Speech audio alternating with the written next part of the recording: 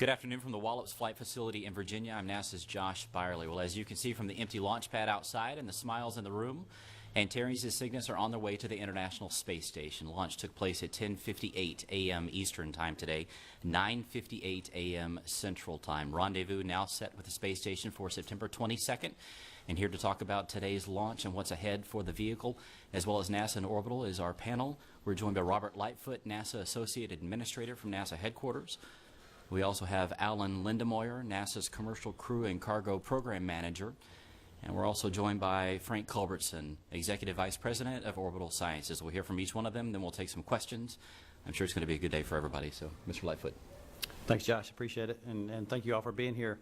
Very exciting day for us. First of all, I want to pass on that I've got word from Administrator Charlie Bolden, congratulating Orbital Science for a successful launch, and congratulating the NASA team and the partnership that we worked alongside these guys to make this successful. Good day for us.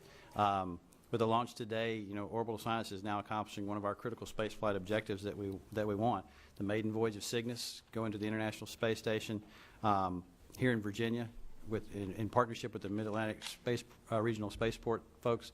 This is a good day. Orbital is now one of the two carriers for us to supply cargo and the things we need for the International Space Station. And as you know, the International Space Station is our key piece right now for human exploration. We want to get that station utilized as much as we can, and by having the extra cargo capability that Orbital is going to bring with Cygnus, it allows us to do more and more of the experiments and science that we want to do to continue our pursuit of human exploration beyond low Earth orbit. So the station remains that springboard for us, and with this successful mission, super excited about what that opens up for us as an agency.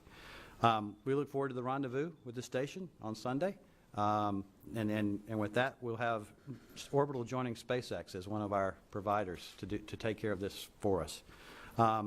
If we needed more tangible proof of this is a new era of exploration, it's right here, right now, right here in Virginia. The continuing success of our commercial partners and what they're doing to help us advance the goals of human spaceflight exploration. So with that, let me turn it over to the folks that really know what's been going on, the ones that have been working so hard, and give you more detail on the mission and what you should expect to see in the days and weeks to come. All right, thank you, Robert. This is another historic day for commercial space flight.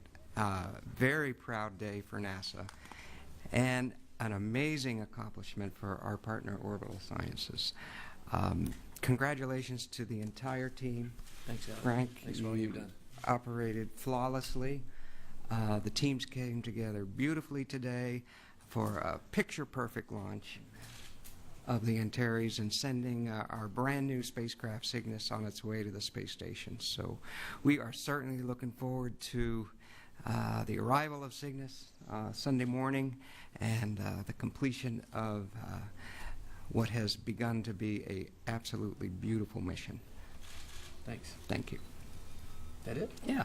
Oh, thanks, Alan. Over to you. You don't have 6 charts? No charts today. Well, this is a very exciting day for us, and as you can imagine, there's a lot of happy people in the control center, a lot of happy people all over the Orbital campuses, and a lot of people here at Wallops are smiling and very excited. I'm going to show a quick video, but before I do want to say thanks to the entire team that contributed to this. Obviously, the folks in Orbital that built and designed the rocket. The spacecraft is working really well right now, and I'll talk a little bit more about that. The Mid-Atlantic Regional Spaceport team and the state of Virginia, we really appreciate all their hard work in renovating the pad after the last launch and getting it ready and making improvements, which allowed us to get through this. We worked closely with the FAA to get through the launch approval. That's never an easy task because there's a lot of things that have to be considered, and we appreciate them working those issues hard. And of course, we certainly appreciate the hospitality of Wallops Flight Facility and all the people here who worked so hard to make this happen. It was a real partnership. We also had a lot of support from NASA headquarters. They showed up today to help. Is what they said. Thanks, Robert.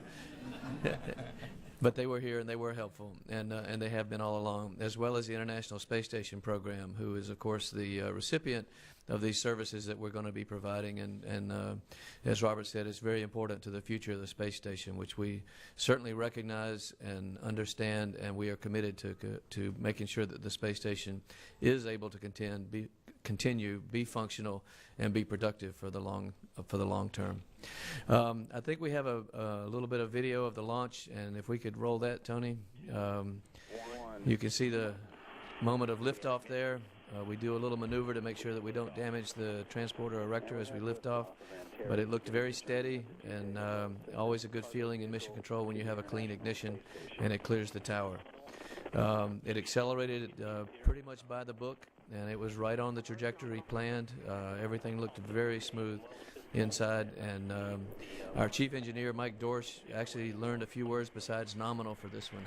And but Mike does a great job of describing it and where we were. We had the rocket cam operating for part of the launch. It didn't last the entire ascent, but as you'll see in a moment, and I'm not sure if this is abbreviated or not, but we had a very clean MECO, right on target, actually a little bit high, which is okay, and then a good separation, and the second stage burned flawlessly, took us into orbit. We had a great fairing separation, which we always look forward to, as well as the fairing adapter prior to that. We coast for a little while after second stage shuts down in order to make sure that everything is stable, and then we separate the Cygnus about 10 minutes after liftoff. We don't have a lot of a lot of data normally at that time, but we did manage to pick up a little bit of data through TDRS, and we could see that it was stable, and we have since had good lock with the spacecraft, and the status is all great.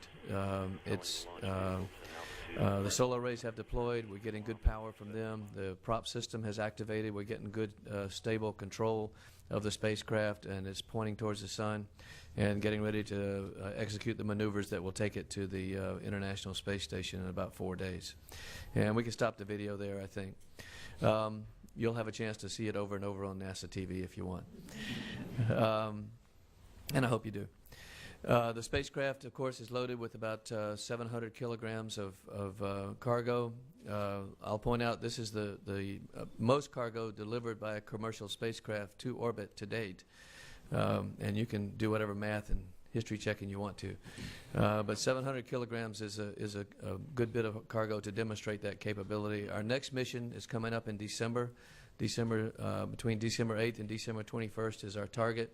And we'll deliver almost 1,300 kilograms at that time, maybe more if NASA comes up with some requirements.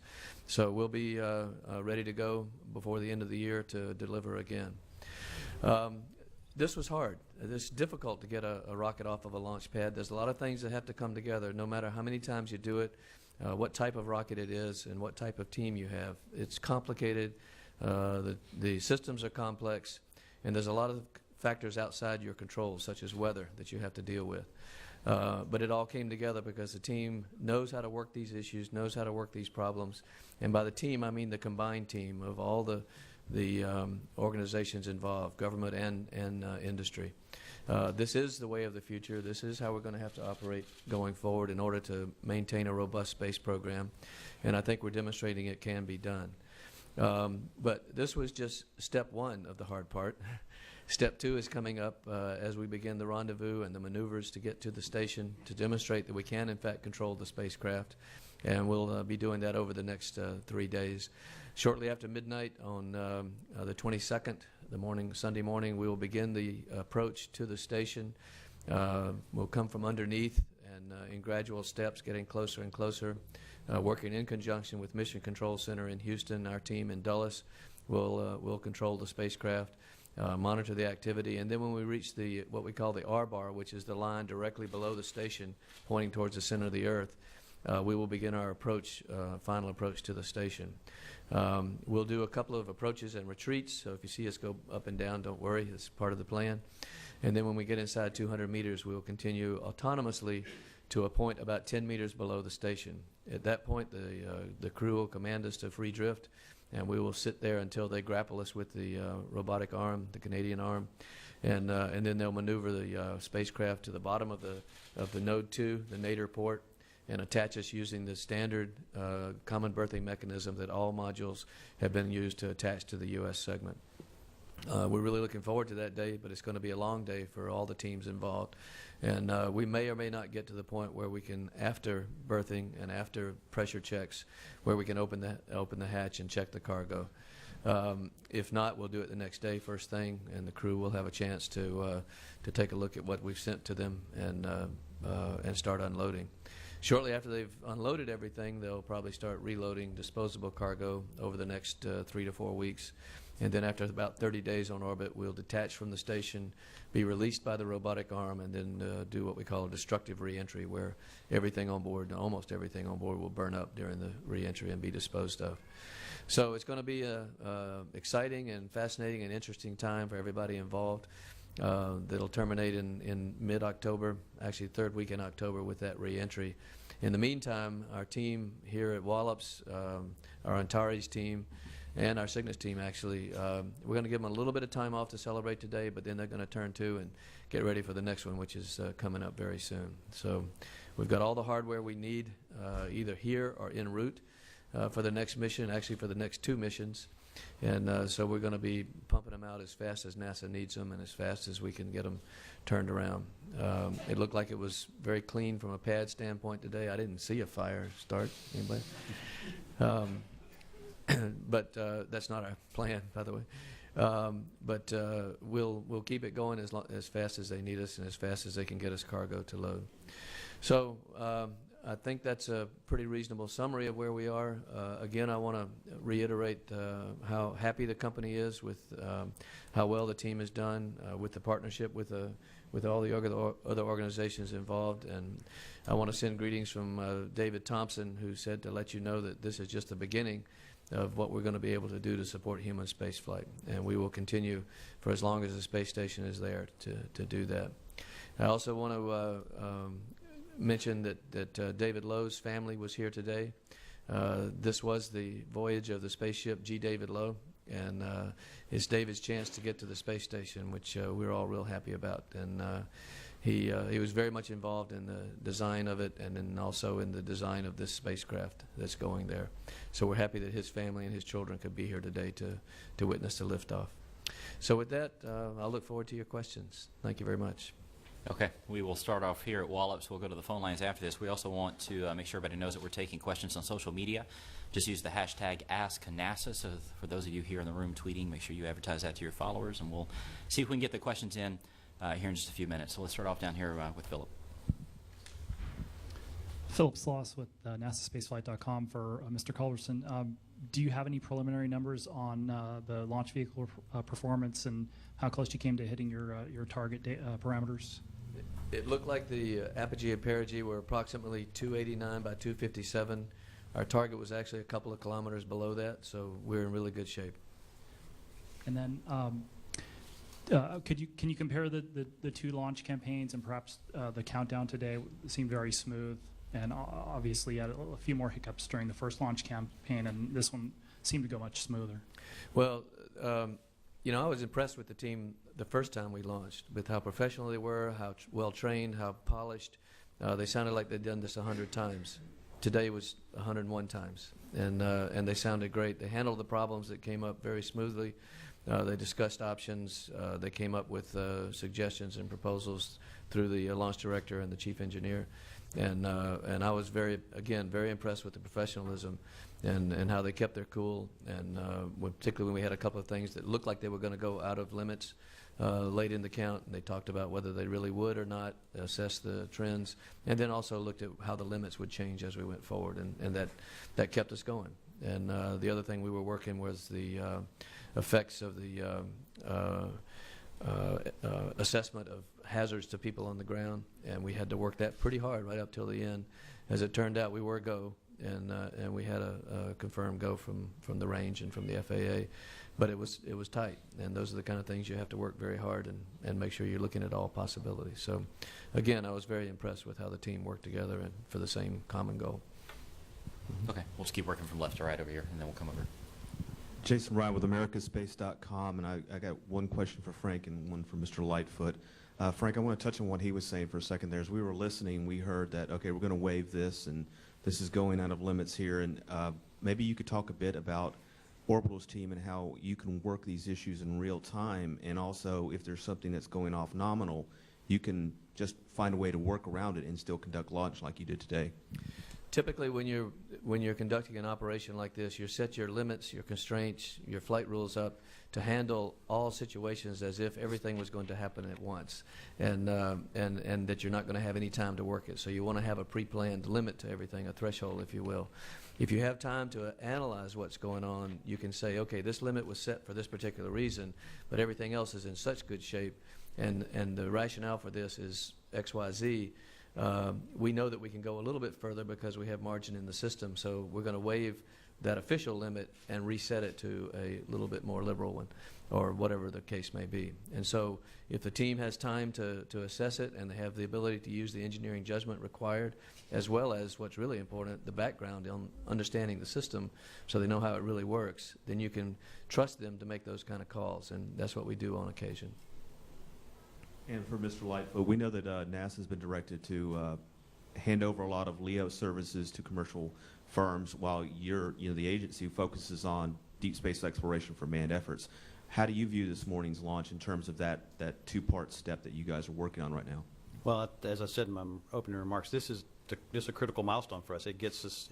This is exactly what we've been planning on doing. We need our commercial partners to take over that low Earth orbit servicing and cargo delivery so that we can move on with the beyond low Earth orbit exploration pieces that we want to do so badly. But don't forget that the station is a key piece of that too. The International Space Station is where we're practicing techniques. We're practicing things that we're going to do to go beyond low Earth orbit as well. So not only is it them taking over the cargo delivery, it's also them enabling us to do the experiments and the science that we need to even take us further. So that's what's so exciting about it to us. And this gives us two providers. It's a big day for us with that strategy as we have going forward. Okay, Dan. Yeah, hey, thanks everybody. This is one for Alan, I guess. Lately, NASA had double booked SpaceX and Orbital for a winter ISS cargo run. And I thought I just heard Frank say that they're going to be ready to go on December the 8th or December the 20th or so. Does that mean that Orbital is going to get the call and there won't be a SpaceX run in either December or January? Or can you give us a peek ahead at the logistics? Can I comment on that real quick? We tell NASA when we're going to be ready for the next mission. Then they tell us when they want us to come. And that's what's going on here. What did Alan tell you? Yeah. They have, well, it's not. Go ahead. Well, there's planning the traffic to the space station is quite a busy job. There are a lot of vehicles coming and going to the space station nowadays. So there are certain opportunities available. The slots are there, and the station will decide as it gets closer which vehicles are ready to go. I don't believe the final decision has been made yet, but there's certainly a window in December, and depending on how things go with both of our commercial providers, we'll make a call soon and decide which one we'll plan on sending for the next mission. But definitely a traffic model concern. And so when can we expect an official all clear for Orbital after now that this is the last COTS mission and they'll be starting their routine delivery soon, pending what exactly, when and who decides that? Well, certainly we're waiting to see the finish of the mission and the demonstration of all the objectives that we talked about yesterday. But as soon as that's done, there are no more hurdles on our side. We will get a final report from Orbital within a few days after the end of the mission, which is going to be at the end of October now. So it's yet to be seen. There's still a lot to be done. There's still a lot of pretty significant challenges ahead to prove out. But we're hopeful everything's just going to go fine, and they'll be ready to go with their first service mission very soon. Okay. Let's go down here to Ken, and then to Tarek, and then Irene. Hi, Ken Kramer for Universe Today. I have a question for Frank and Alan. Let me ask you, Alan, first. So now that they've been successful, at least with the launch, and the station is going to stay longer. When are you going to, what's your timetable for picking the next stage of commercial resupply missions? Because this one is going to end around 2016, 2017. Yeah, Alan? Because it's got to be done, as we heard yesterday. It's got to be done not at the last second. It's got to be done a little ahead of time. Right. So with their initial contracts, we awarded them through 2015, 2016 timeframe. So we are right now getting ready to take our next steps toward awarding the follow-on contracts to that. And that's being run by the Space Station program. So they're in charge of that, and they're putting that together. And I expect very soon we're going to be hearing from the program and for their plans for the continuing the cargo resupply in the later years. And how late in December does the window last for either SpaceX or Orbital? Our understanding is it lasts into January, technically. And then there's a short break, and then there's a window in January also. I don't have the exact dates in front of me, but I think there's two fairly lengthy windows there. All right. And for Frank, Orbital is controlling the vehicle now. Can you talk a little bit about the work you're doing between controlling it and approval you need from NASA to actually dock? Yes. So we have like a standard spacecraft, we have a power generating system, our solar arrays. The solar arrays have deployed, and they are generating power. We're showing current and voltage. The propulsion system had to be charged by the pressurization system, and that has happened. The valves are all open, so we're ready to make the burns that are necessary to raise the orbit so that we can start chasing the ISS, and we will fly below the ISS until we catch up with it, and then as we approach, we will get on the trajectory that's required to get in close proximity. We have a guidance navigation control system that had to be activated. Basically turn your computers on and make sure that they activate, and that the SIGI and our star tracker and our other sensors are actually feeding data to that to show us where we are, what attitude we're in, and how we're controlling.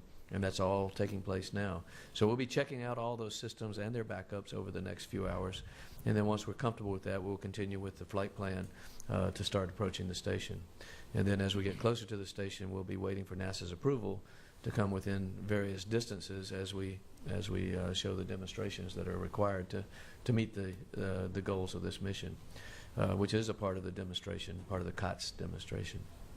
And then as we get on the R-bar, as I said, they have to give us the final go to go within the keep-out zone, if you will, so that we can make the final approach safely, and they can let us come aboard with confidence, and the crew can grab it. Okay, Tarek and then Irene.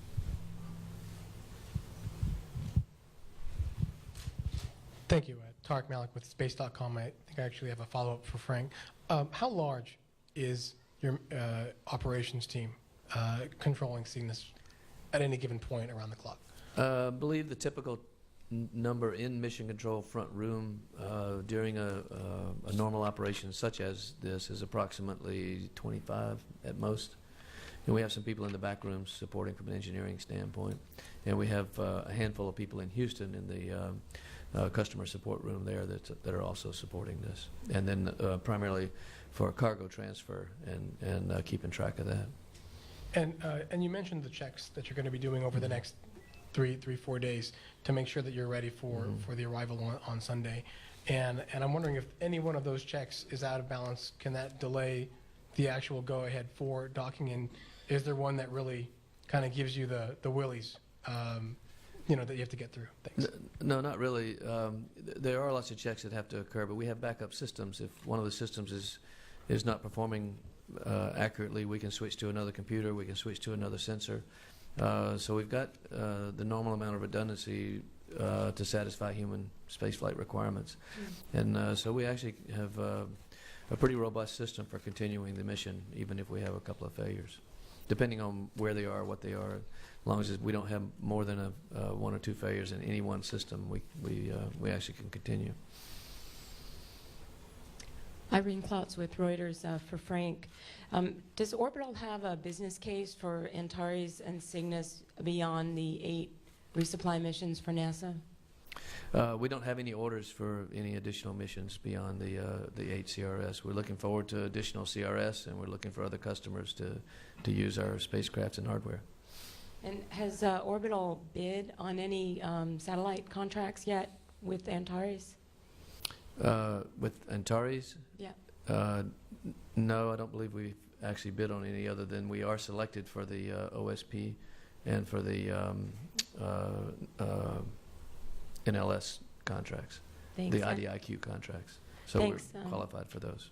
And for Alan, I don't remember who mentioned earlier that NASA wants to see 2 or 3 flights of the upgraded Falcon before there's a CRS-3 is flown. Is that still the case? And do you, since Frank made a little comment about the cargo capacity, do you know if what the lift capacity is going to be for NASA on an upgraded Falcon? Well, the manifest had SpaceX flying a couple missions before our next scheduled flight to the space station under the CRS contract. Whether those were firm agreements or not, or just generally the way it was laid out, I am not sure. But that's certainly the way it ended up being planned out. And the Falcon 9 had a substantial upgrade in the thrust capability of its new engines and increased tank size. And I don't have the specifics with me because I'm not tracking that program as closely as I used to when they were one of our partners. But they have substantial improved performance on the order. I think it's about 50%. Are you saying it's not a requirement to have 2 or 3 flights of the upgraded? I can't say for sure because that's an arrangement between the space station and their contractor, SpaceX. So I just don't know for sure. Frank? Frank Mooring with Aviation Week. First for Frank Culbertson. Yesterday you said that you have hardware, at least in the loop or in the supply chain, for about 10 missions. Mm-hmm. I wonder if you could elaborate a little bit on that, and particularly with regard to the engines. I know that's a finite quantity, and if you could tell us how many you have, how many are in shape to fly, that sort of thing. And I have a follow-up for the NASA guys. Well, Aerojet is the engine supplier, and they have identified 20 missions, 20 engines total for the 10 missions that we are under contract with them for, and they are on track to deliver those. That's all we have a contract for right now. They have an additional 16 engines in stock, and if we are able to achieve additional orders, then I'm sure they'll come up with additional engines to outfit our rockets. Thank you. And since I believe the launch pad is in sight of the top of the Washington Monument, I've got to ask a Washington question, and that is for Robert. Have you calculated the effect that a second round of sequestration would have on this commercial cargo program? And if so, what is it? Well, I don't know if we've calculated it completely yet, Frank. We're dependent on basically letting the process play out, and we'll see where it goes. We've clearly done scenario planning. We do it every year. But since we don't know exactly what the scenario is going to be, we'll just see. And right now we got faith that they're going to work out the process up in D.C. and we'll adjust accordingly like we always do. Okay, let's go to the phone lines real quick and go with James Dean with Florida Today. James, are you there? Yes, thanks, Josh. A couple of questions for Mr. Culbertson. First, could you just please confirm that, if I understand correctly, if some small number of homes had to be evacuated to go ahead with the countdown at some point? Could you just confirm, how many that was and what the reason was? There's a parameter called damage-focused overpressure concerns that we have to work with the range, depending on weather conditions, temperature inversions, things like that, where they predict that there's a certain chance, such as 1 in a million, that if we were to have an unfortunate event on liftoff, that the effects of that would reach a certain distance away from the launch pad or from the trajectory of the rocket. And so they calculate where the boundary of that 1 in a million chance of significant overpressure is. The overpressure means that it would be enough to shatter windows in a structure in a typical house. And so what they actually want people to do if they're inside that zone is to just go outside. I know it seems a little bit counterintuitive, but they don't want them inside looking out the windows if they had an overpressure like that. If you remember the meteor that came in over Russia last year, earlier this year, it was the overpressure from the sonic booms that caused the injuries, breaking the windows and injuring people inside. So it's the same type of concern. It's a very low likelihood, of course, but it is something that the FAA and the range do calculate, and then we have to or that condition has to be satisfied. It's not something we can actually control. There were some structures that were periodically during the analysis of the conditions based on the weather balloons that were in and out of that zone. And what they do is they go and, if we end up in that condition, they go and check those houses to see if anybody's home. So I don't know if they have ever actually asked anybody to go outside or not, or if they just verified that everybody was at work or school and there was no concern. But we did have that mitigation going on just in case at the last minute we were still red. As it turned out, we ended up being green on the last balloon, and everything would have been okay whether people were in the structures or not. But it's not like they had to evacuate the area or run to some cover or something. They just had to go outside if they were home. Okay, thank you. And you've been referencing in the briefings all the launch activity going on around the world, and of course that included one just earlier this morning by the Air Force from down here at the Cape. I was just curious if you ever remembered or know of two East Coast launches going off like this on the same day of orbital launches of this magnitude. I'm not aware of two on the same day, because you can't launch two out of the Cape range in one day. And there may have been sounding rockets going on the same day. In fact, they've launched 5 sounding rockets in one day from here. They're much smaller, of course, but I think things are going to continue to be busy as long as the government keeps going. All right. Is that it, James? Yes, thank you. All right. Let's come back here in the room. What else do we have? Let's go all the way back there in the back.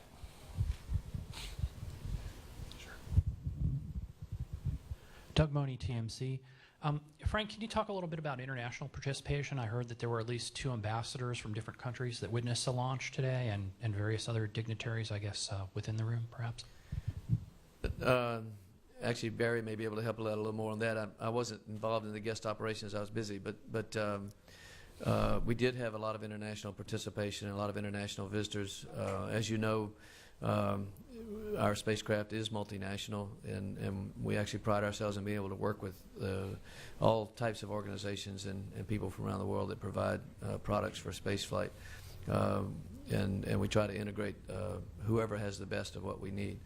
Our partners from Thales Alenia, who built our pressurized cargo module, are here.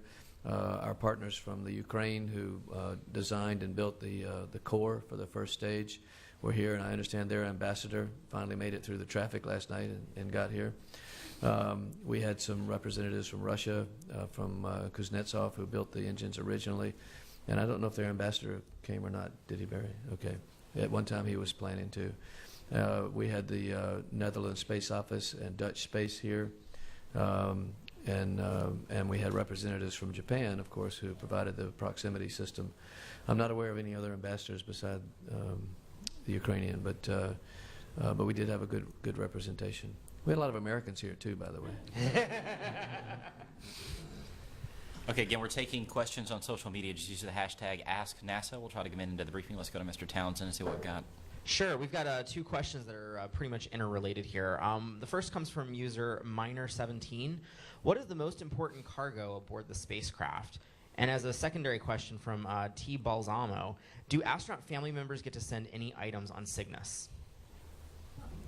NASA controls the manifest for that, and I suspect, based on my own experience, that the family members were allowed the opportunity to load some personal things for the crew members that are up there. You get a couple of pounds worth that you can put on. It's usually books or DVDs or letters, that sort of thing, and usually some snacks if they know you need something. And yeah, there probably was some of that on there. We don't know all the details of what NASA loaded in the bags. We're just the carrier.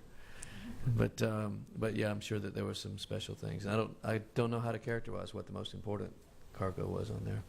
All the cargo.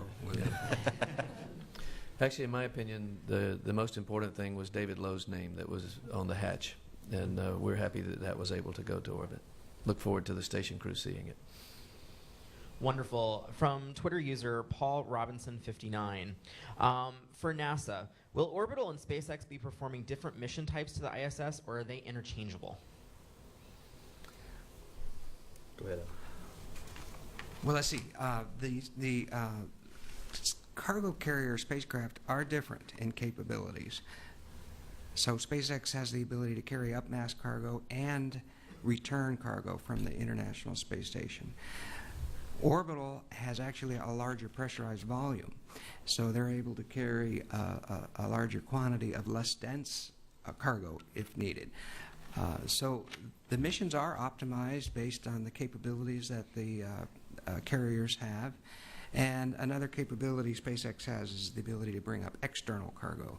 That is equipment that is used outside of the living spaces in the modules, equipment that can be used outside on the truss for replacement equipment if needed and things like that. So yeah, they're different in overall capabilities, and depending on our needs, we'll manifest that accordingly.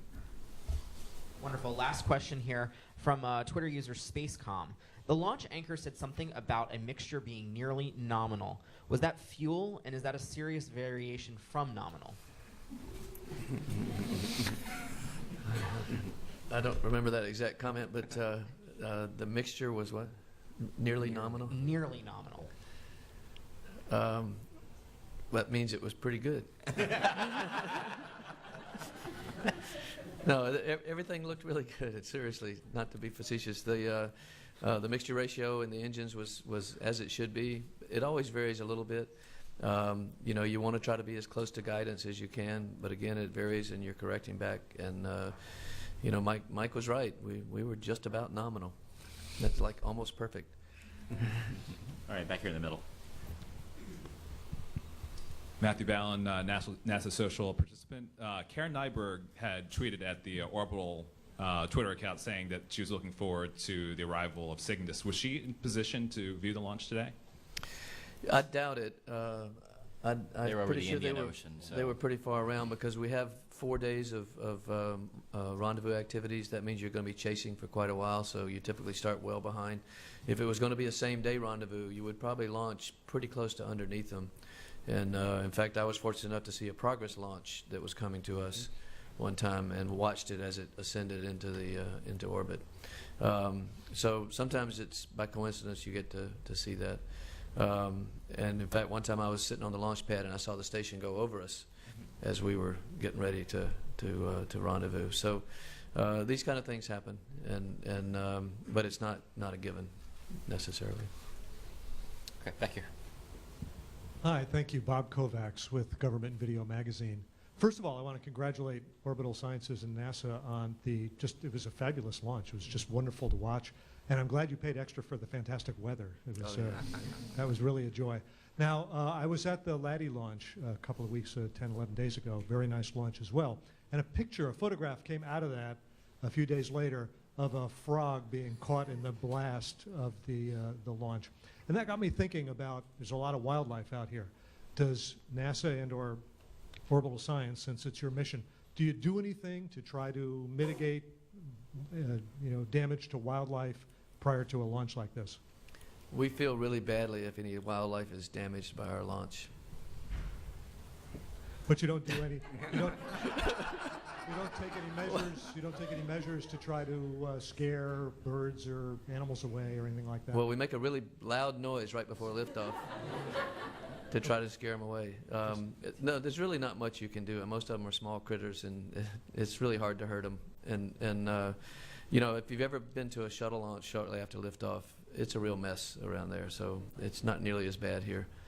But it's a fact of life that there are wildlife. But the site has been evaluated from an environmental impact standpoint, and actually I don't think there is that much damage because of the way our flame trench is pointed, and the amount of water suppression we have, I doubt that there is a whole lot of peripheral damage or collateral damage in the vicinity. The Minotaur had a different pad arrangement, and so its blast pattern would have been different than what we have with the flame trench. I did try to arrange for a couple of things to be caught in it, but I don't think it worked out. Rubber. All right, right in here in the middle. Barbara Buckner, NASA Social Media.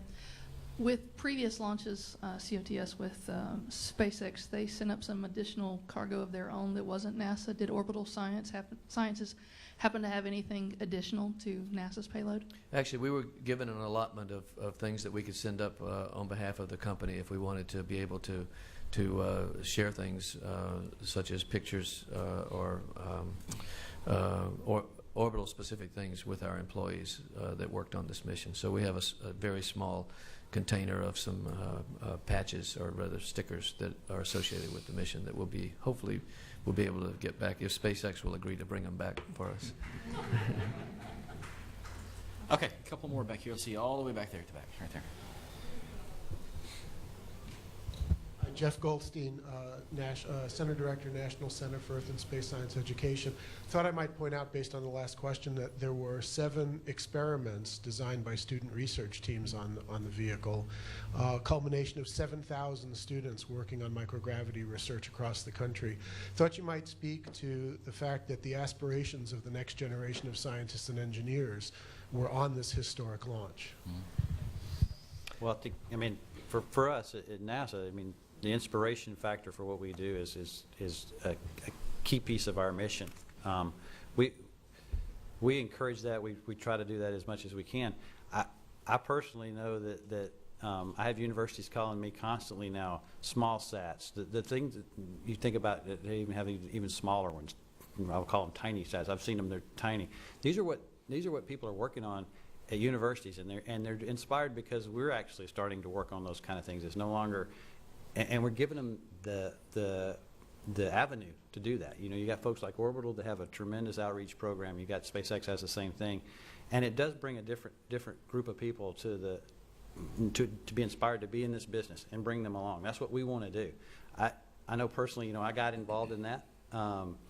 You know, when I was a younger engineer, but back then it was more of the bigger stuff, the engines and the launch vehicles. Now we're getting into payloads. We're getting into the whole research part of this for microgravity. It's another key thing about the space station. We're using the station to do that. We're bringing up student experiments all the time. So it's a great point, and I think, to me, this is what we do. We're building that next generation of explorers. We need them. You know, we need them to be sitting up here in 20 years and talking about their experiments and their missions that they took on, all because they were inspired by something like this or a small experiment that they were able to get onto the space station. That's part of what's so exciting about all this that we do. If I could add to that just a little bit, I knew there were student experiments on board. I didn't know it was that many. I'm glad to hear that, and particularly that there's that many students involved. I feel very strongly that students will follow the example of the generation that goes ahead of them, especially if we do things successfully. And it's